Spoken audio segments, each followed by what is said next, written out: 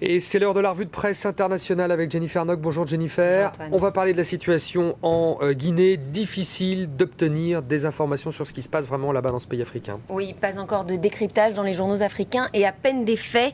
Le Mail and Guardian, le grand quotidien sud-africain, cite d'ailleurs notre antenne, France 24, comme source d'information. Nous avons joint, je vous le rappelle, hier, le président de l'Assemblée nationale, Aboubacar Somparé. Sur le site internet Guinée News, où sont regroupés articles de la presse nationale, dépêches et toutes les informations à glaner, on apprend cette petite information que des dissensions seraient apparues entre les putschistes, notamment entre les partisans du commandant Sedouba Konaté et ceux du général Mamadou Toto Camara. Des coups de feu auraient même été tirés dans un camp où les différentes factions militaires s'étaient retranchées. Alors, décryptage, tentative aussi dans la presse occidentale ? Oui, l'histoire bégaie à Conakry, titre La Tribune de Genève. Vous-même, vous bégayez un peu. Preuve que c'est difficile. Et pour décrypter la situation en Guinée, le quotidien interroge Antoine Glaser, rédacteur en chef de la Lettre du Continent. D'après lui, le conflit est ethnique et générationnel. Il oppose une fraction de la hiérarchie militaire ancienne aux soldats plus jeunes favorables à un sursaut démocratique. Mais au-delà de la Suisse, d'autres journaux s'intéressent et tentent de comprendre ce qui se passe à Conakry. Regardez cette pleine page de Libération. Attention maintenant, regardez maintenant tout de suite après celle du Guardian. Et voilà, c'est la même photo, preuve que pour l'instant les journalistes internationaux manquent encore d'images et d'informations. Ils ne vont peut-être pas tarder à en avoir, on sait que nos envoyés spéciaux sont partis sur place. On va parler maintenant de la trêve de Noël, une trêve qui se concrétise dans les journaux, en tout cas dans un journal français, La Tribune. Pourquoi donc, Jennifer ? Pourquoi donc La Tribune nous fait un cadeau en ce 24 décembre ?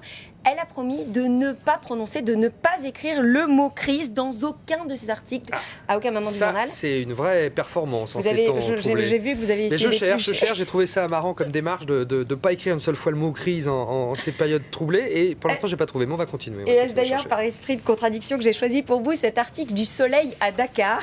Il parle du marché des jouets et des décorations. Un marché en panne cette année. Dame Bousseau, par exemple, est vendeur de sapins. L'année dernière, il vendait ses sapins 20 000 francs CFA, excusez-moi. Aujourd'hui, ils sont tombés à 12 500 francs CFA et encore avec un marchandage très serré. Je vous écoute, mais je continue à regarder parce que ça m'amuserait de pouvoir en trouver un mot crise dans la Tribune. Heureusement, le Père Noël existe, Jennifer. Oui, c'est bien connu. Le Père Noël existe et dans Estado de Sao Paulo, il s'appelle Lula.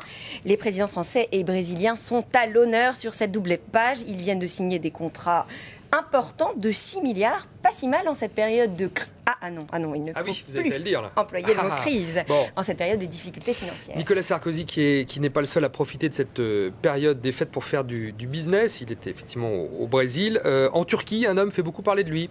Il s'appelle Ramazan Beydan. Il a fabriqué la fameuse chaussure qui a servi de projectile au journaliste qui a voulu frapper George Bush.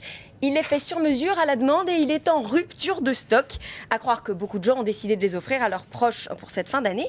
Peut-être même de s'en servir comme souliers à mettre sous le sapin. Oui. Ou encore, mais c'est l'hypothèse la moins probable, que ces chaussures étaient définitivement très tendance et que c'était à ne pas rater pour cet hiver 2008. Et puis, à propos de chaussures à mettre sous le sapin, un cadeau aussi dans la presse. Et vous vous intéressez à l'environnement, ça a trait à ça. Voilà, j'ai trouvé un cadeau à vous offrir en ce 24 décembre. Des photos exceptionnelles sur le site d'El País. Elles sont vues de l'espace, prises par la NASA. Elles montrent toutes les catastrophes, les cicatrices de notre planète. Vous voyez Tokyo envahi par les lumières. Vous voyez ici les côtes du Texas et le passage de Ike. Regardez aussi la fonte des glaces au Groenland. C'est très impressionnant. Enfin, on va se quitter sur ces flots de lumière qui envahissent, qui passent sur l'Amazonie. La désertification y fait toujours de ravages. Ce n'est pas une nouveauté, mais il y a certainement des bonnes résolutions à prendre pour 2009. Absolument, et moi j'ai pas trouvé le mot crise dans la Tribune aujourd'hui. Bravo, ils sont très forts. C'est la fin de cette revue de presse, d'autres infos sur France 24.